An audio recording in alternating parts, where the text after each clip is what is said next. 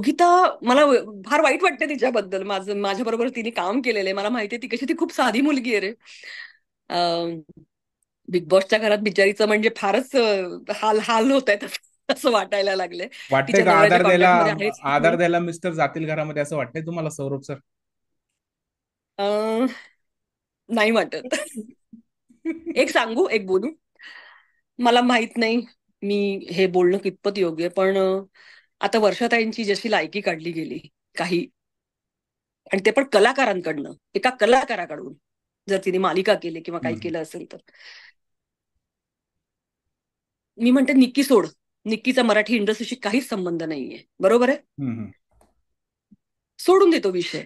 हम्म. वैभव पण वैभव पण एकदा तिच्यावर पटकन काहीतरी की मी काहीतरी केलं तर तुम्हाला काय, तुम्ही असं काहीतरी तिला धमकी दिल्यासारखं, मी जर धमकी दिली तर हम्म. तुम्ही, असं काहीतरी बडबडला हा होता. हा, मी दम मग दिला तर तुम्हाला सुचायचं वैभवने नाही काय, असं काहीतरी बोल. सुचणार नाही काही. हम्म.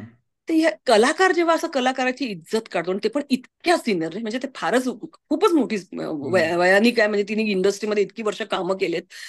तिला जर असं बोलू शकतो ना, तर हे सगळं पाहिल्यानंतर मला सांग, बिग बॉस मध्ये कलाकार का यायला तयार होतील? हम्म. नाही येणार कोणी. कोणाला आपली इज्जत काढून घ्यायची नाहीये. हम्म.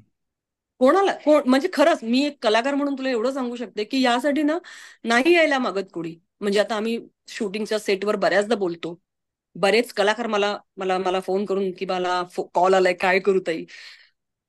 म्हणजे मी कधीच त्यांना वाईट नाही सांगितलं, नेहमी त्यांना चांगलंच सांगितलंय की बिग बॉसचं घर खूप छान आहे. तुम्ही कसं घेता त्या घराला, कसं राहतात, या सगळ्या गोष्टी तुमच्यावर आहेत.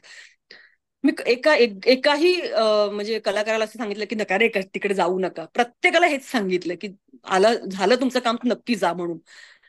पण ओव्हरऑल ना, आता पूर्ण ह्याच्यामध्ये तुम्हाला ती कलाकार किती दिसतायत. तू पहिला आणि दुसरा सीझन बघ आपला बिग बॉसचा. पहिल्या सीझन हम्म. मध्ये तर सगळे कलाकार होते. हम्म. हळूहळू सगळे, कोणी म्हणजे मागे पडतात, कोणी यायला मागत नाहीये. मला ओके. वाटतं हे कारण असावं त्याला, की सगळं ते पाहिल्यानंतर कुठल्याही कलाकाराला, जी इतकी वर्ष त्यांनी काम केल्यानंतर प्रत्येकाची एक प्रतिमा लोकांच्या डोळ्यासमोर असते, हम्म. तर ती स्वतःच मोडून घ्यायची तिकडे जाऊन का? त्यापेक्षा नको. ओके, आता हे असं असं होणार ना.